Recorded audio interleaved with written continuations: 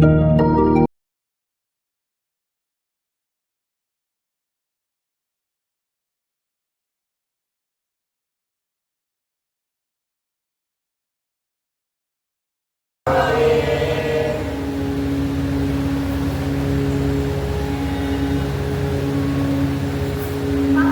देश भारत के दक्षिण भाग में है, जिसके उत्तर की ओर नर्मदा नदी, दक्षिण की ओर पुर्तगीजों का देश, पूर्व की ओर तुंगभद्रा नदी और पश्चिम में अरब की खाड़ी है। इस देश के रहने वाले महाराष्ट्र अथवा मराठी कहलाते हैं। जिस समय औरंगजेब बादशाह सारे भारतवर्ष में हिंदू राज्यों का नाश करने में लगा हुआ था, ठीक उसी समय इसी महाराष्ट्र के एकमात्र वीर शिरोमणि जगत राम महाराज शिवाजी ने सारे भारत में एक नवीन हिंदू राज्य स्थापित किया था।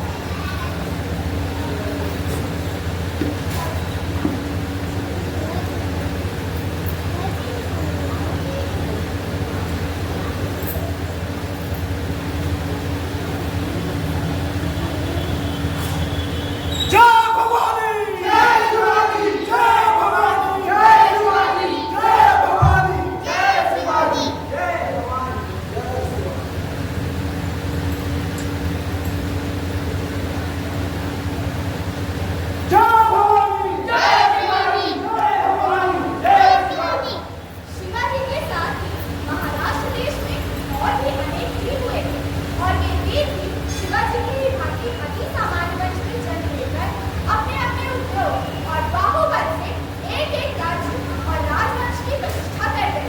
इन्हीं अनेक वीरों में से एक वीर बहादुर और साहसी योद्धा प्रधानराव होलकर भी हुए हैं और पुण्यश्लोका महारानी अहिल्याबाई इन्हीं प्रधानराव होलकर की पुत्रवधू थी।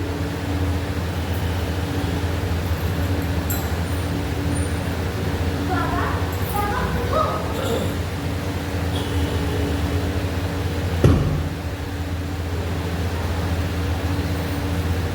बेटी अहिल्या, आज मैं तो सबसे पहले उठी हूँ। हाँ बाबा, मुझे सुबह उठकर मंदिर जाना है। हाँ बेटी अहिल्या, सुबह उठकर मंदिर जाना आपको अच्छा लगता है? चलिए, मैं भी चलता हूँ।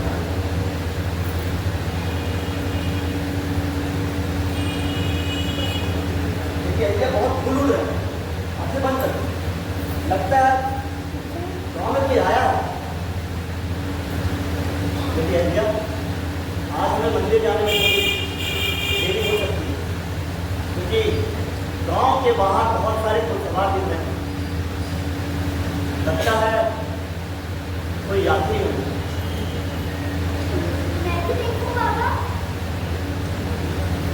बाबा, इतने सारे सैनिक और घोड़े।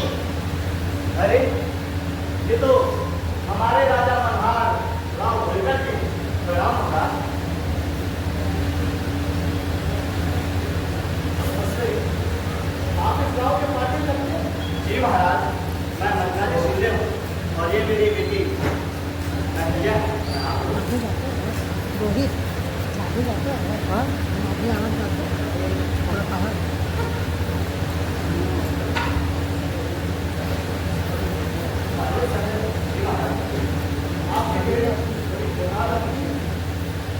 इनकी आंखों में बुद्धि और जिज्ञासा की चमक है। मैं महाराजा,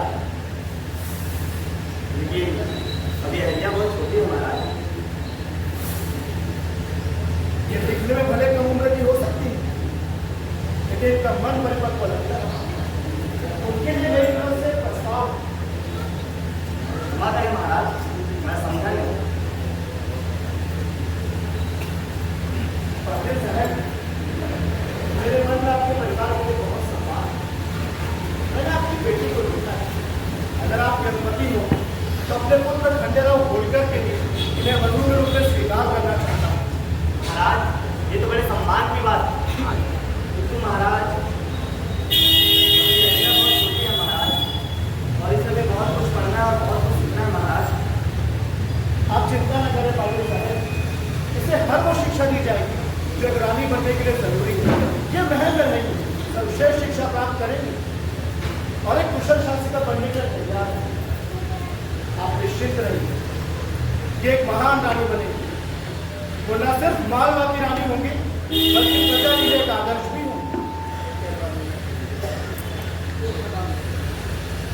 अहिल्याबाई का खंडेराव से विवाह होना हिंदू सभ्यता का एक निर्णायक मोड़ था।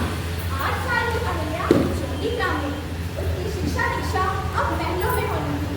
एक ऐसे व्यक्तित्व का निर्माण होने जा रहा था जो हिंदू चेतना में क्रांतिकारी परिवर्तन करने वाला था। ये विवाह धूमधाम से हुआ। वर्तमान राव खुश थे कि उन्हें बहू मिल रही। खंडेराव अबोध थे पर खुश थे। अहिल्या को महलों का नगर दिख रहा था, पर मंत्रों से उन्हें अपार हर्ष था और पिता से बिछड़ जाने का दुख।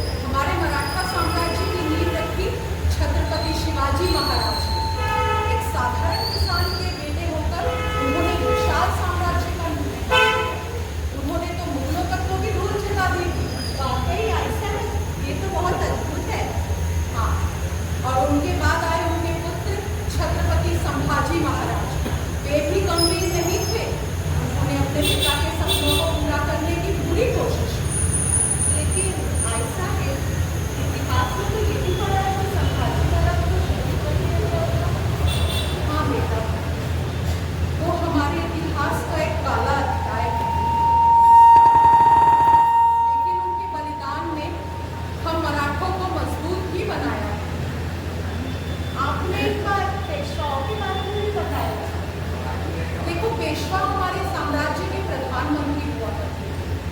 बालाजी विश्वनाथ से लेकर नारायण राव तक सभी ने अपना योगदान दिया। फिर पानीपत की लड़ाई। अरे बेटा, वो हमारे इतिहास का एक काला दिन है। तीसरा पानीपत का युद्ध हम मराठा बुरे तरीके से हार गए, लेकिन उस हार से भी हमने सबक भी लिया। हमें फिर से उठना है अहिल्या, हमें अपने गौरवशाली इतिहास को याद करना है और उसी के अनुरूप कार्य करना है। इसमें मुझे क्या करना होगा ऐसा? एक राष्ट्र तब मजबूत होता है अहिल्या, जब उसकी स्त्री मजबूत होती है। बहुत खूब।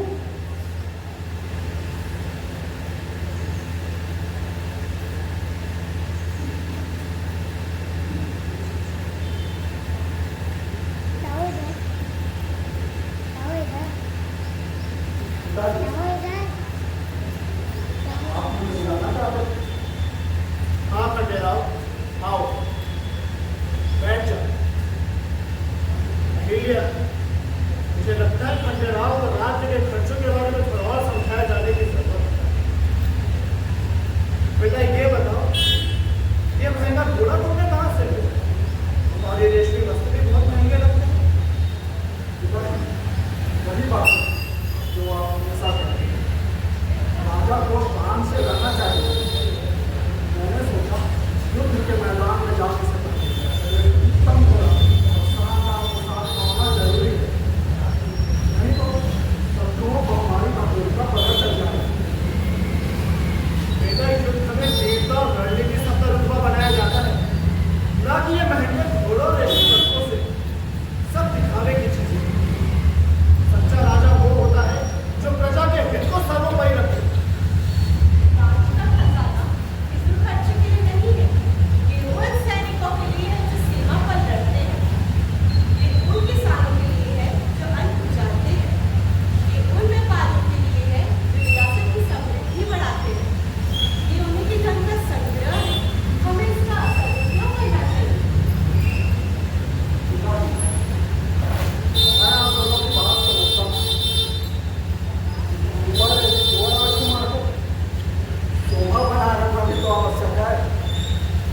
शोभा खंडेराव, शोभा वीरता और दया से आती है। तुमने देखा है युद्ध के मैदान पे धूल खाते खून बहाते हमारे वीर सैनिकों को? उनकी शोभा उनके सादे वस्त्रों और हथियारों से ही आती है, मगर उनके मन में कितना अपार त्याग और साहस है, वही अपनी शोभा है। बेटा, याद रखो, एक सच्चा राजा वही होता है जिसके दरबार में विद्वानों की चर्चा गूंजती है, जिसकी प्रजा सुखी और समृद्ध है। तुम्हें ऐसे कार्यों में धन खर्च करना चाहिए जिनसे रियासत का विकास हो। नए हथियार खरीदो, सैनिकों के प्रशिक्षण में बल दो, कला और शिक्षा को बढ़ावा दो। यही असली शान है और यही इतिहास में तुम्हारा नाम अमर करेगा।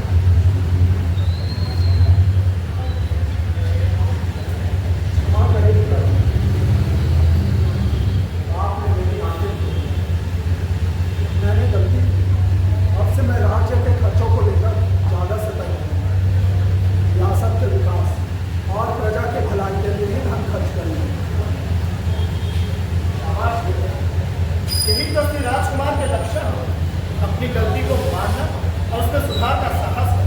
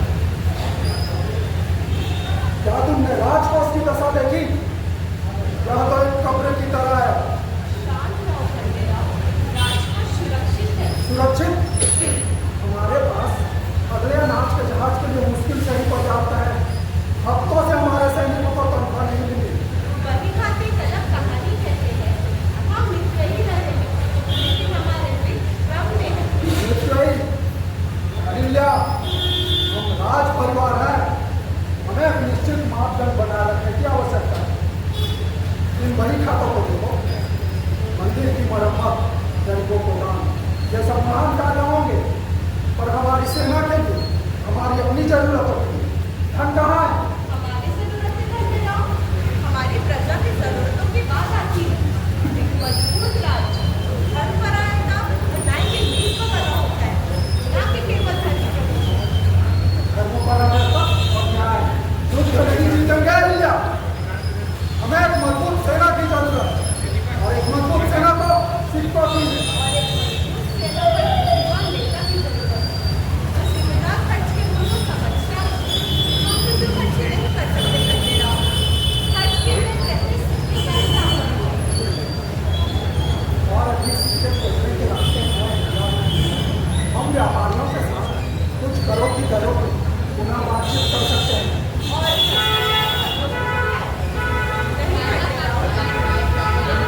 आवाज़ थोड़ा बढ़ा दो। प्रजा का शोषण नहीं करना, उनके विश्वास का निर्माण करना।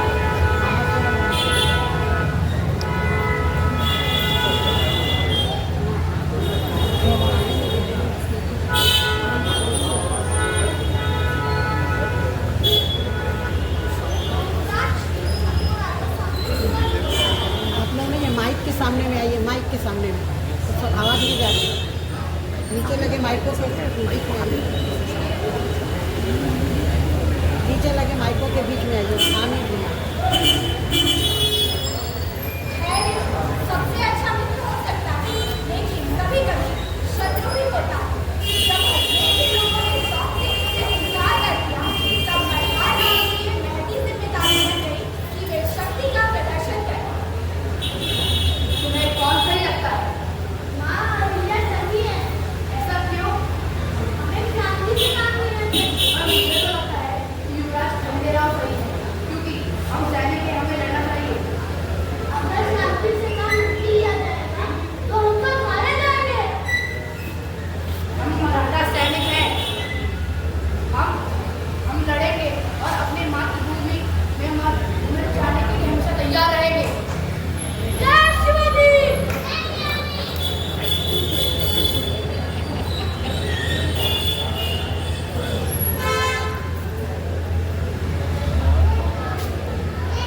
ये घेराबंदी समय की बर्बादी है। जहाज कभी तुम्हें नहीं छोड़ेंगे। हमें दिनों पहले इस किले पर चढ़ाई कर देनी चाहिए।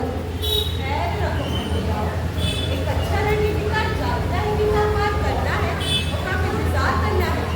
घेराबंदी इनके हौसलों को कमजोर करती है, इनकी आपूर्ति खत्म कर देती है। इनके पास 15 कुएं हैं, उनका पानी खत्म नहीं होंगे। मेरे सैनिक निष्क्रियता से बेचैन हो जाते हैं। हम मराठा योद्धा हैं, किसान नहीं। आपके आगे पिता, पुत्र और पति भी है। लंबी लड़ाई हाँ, लेकिन खून खराबे से कम जीत बेहतर होती है। खून खराबे वाले जी सपने देखने वाला तो ये होती है इंडिया। युद्ध ताकत के बारे में उन्हें यह दिखाने के बारे में है कि हम पीछे नहीं हटेंगे। और ये युद्ध रणनीति के बारे में खंडेराव। इंडिया, क्या तुम मेरे नेतृत्व का सवाल उठा रहे हो? कभी नहीं, मैं जल्दबाजी में हमले की बुद्धिमत्ता का सवाल उठाया। आप एक कुशल योद्धा हैं खंडेराव, लेकिन युद्ध केवल शस्त्र से नहीं जीता जाता। मैं जानता हूँ तुम चिंता करती हो, पर मैं लापरवाह लड़का नहीं हूँ।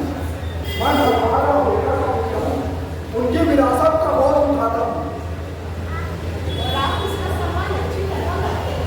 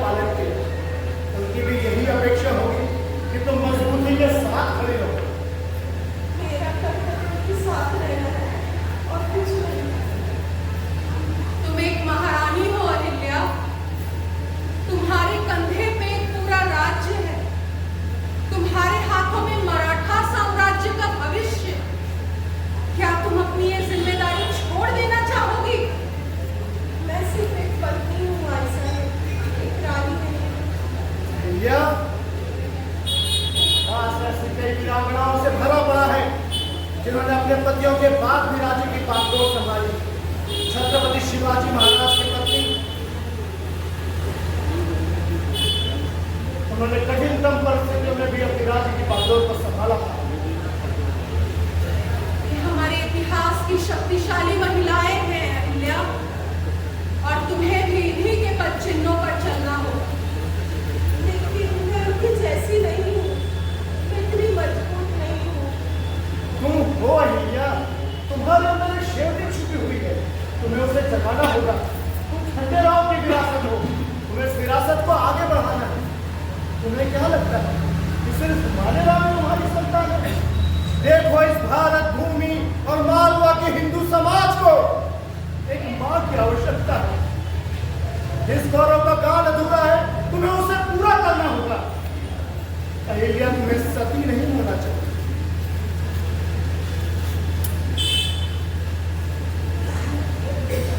खंडेराव के जाने पर गढ़वाल राव को सताता रहा।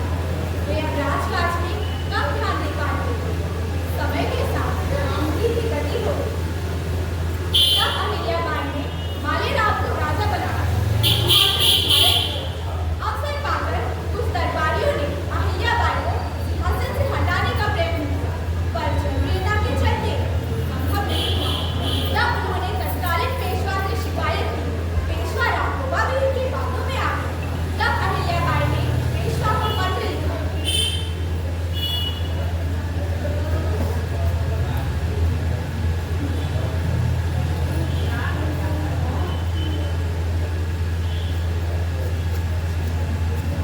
पेशवा महाराज, मैं अहिल्या बाई, मालवा की शासिका, आज आपके सामने नतमस्तक होकर खड़ी हूँ।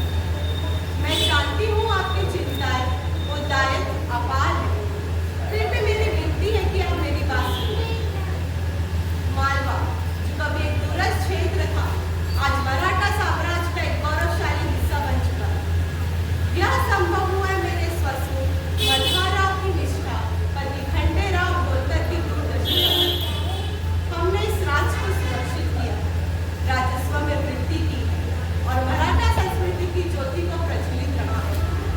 मैं जानती हूँ पेशवा होने के नाते आप राज्य के संरक्षक हैं, पर मैं यह भी जानती हूँ एक मजबूत मराठा साम्राज्य के लिए एक सक्षम शासक की आवश्यकता होती है, चाहे वो किसी भी परिवार से क्यों ना हो। मेरे राज्य का सम्मान करें। मैंने साबित किया है कि मैं एक सक्षम शासक हूँ। मैंने युद्ध जीते, राजनीतिक चुनौतियों का सामना किया है और प्रजा की सेवा की है। मालवा के लोग मुझ पर विश्वास करते हैं। आपके नेतृत्व में तो मराठा साम्राज्य ने जो ऊंचाइयां छुई है, उसे और मजबूत बनाने के लिए मैं अपनी पूरी ताकत लगा दूँ। मालवा के संसाधन, सैनिक और लोग आपके लिए मजबूत आधार बन सकते हैं। मैं आपके आशीर्वाद और मार्गदर्शन की प्रार्थना करूंगी। यदि आप मुझे ये अवसर देते हैं तो मैं साबित करूंगी कि आपका विश्वास व्यर्थ नहीं है।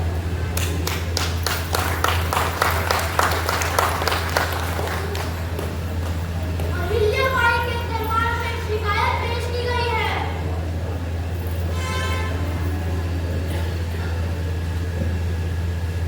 माननीय रानी, आपके दरबार में एक शिकायत पेश की गई है। शिकायतकर्ता सेठ हनीराम, जिनका दावा है कि राजकुमार मालेराव ने उसे जबरन कर वसूला और व्यापार में भी दखल दिया। क्या मालेराव उपस्थित है? उन्हें तुरंत दरबार में लाया जाए। मालेराव को कई आरोपों का सामना करना पड़ रहा है। व्यापारियों से जबरन वसूली, किसानों को परेशान करना, शाही फरमानों की अवहेलना। क्या यह सच है? या मेरा बेटा सत्ता का दुरुपयोग कर रहा है? प्रजा का रक्षक के बनने के बजाय उनका शोषक बन गया है? मालेराव